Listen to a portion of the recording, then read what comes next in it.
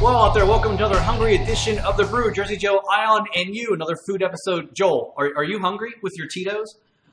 I am very hungry. Let's talk about food.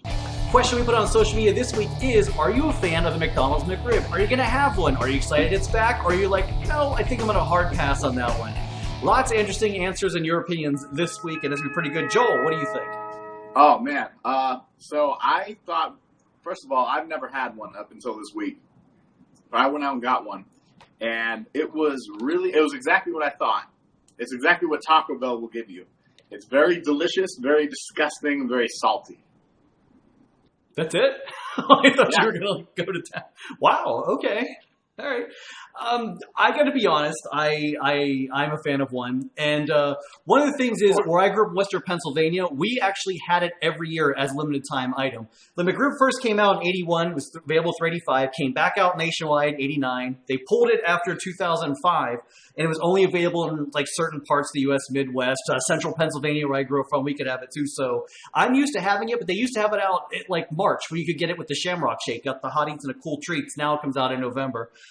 But I do like it. You know, it's back nationwide now for the second year in a row, and lots of people have lots of comments on it. I like it. I used to eat a lot more of it when I was younger. Like, I would have like 30 of them in the month it was out. Now I'm like, okay, let's be an adult now. Maybe like 4. I like it. It's the sauce that makes it for me.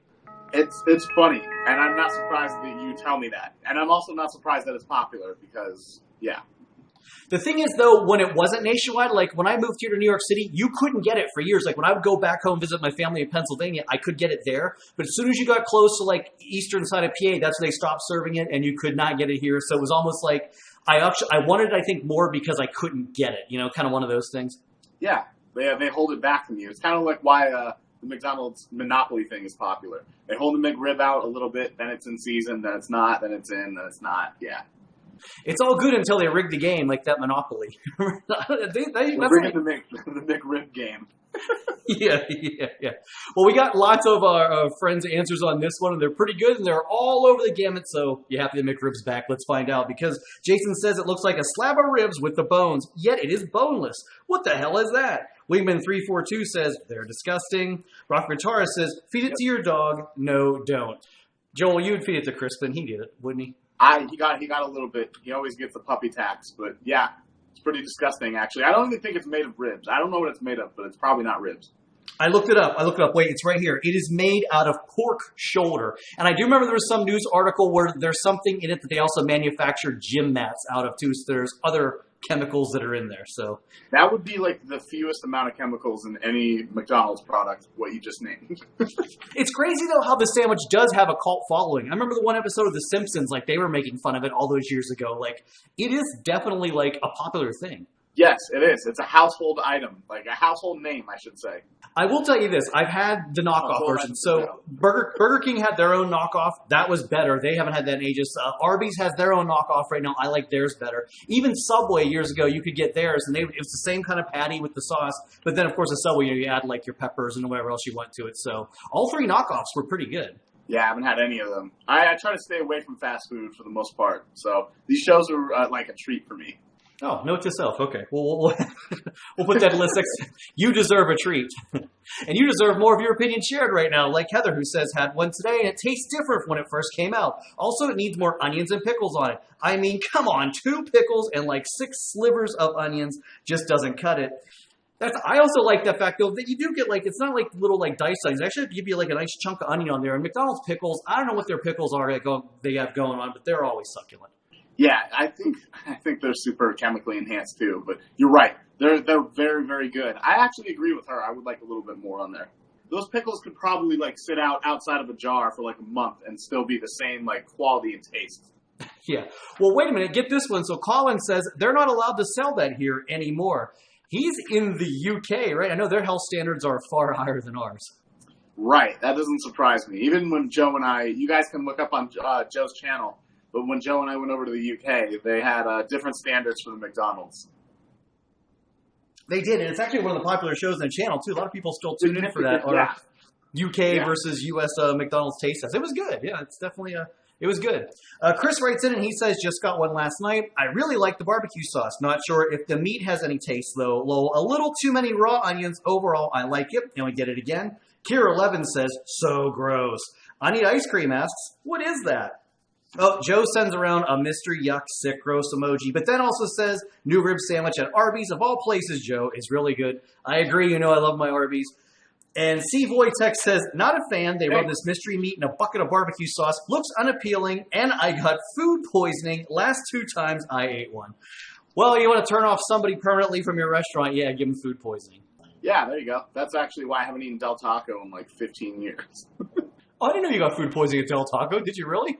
Okay. Yeah, it was disgusting. I threw up. I thought I was going to die for like a minute. It was bad. That was when I was like, oh man, that was a long time ago. That was a long, long time ago. Interesting fact we'll have to save for another web show at one point.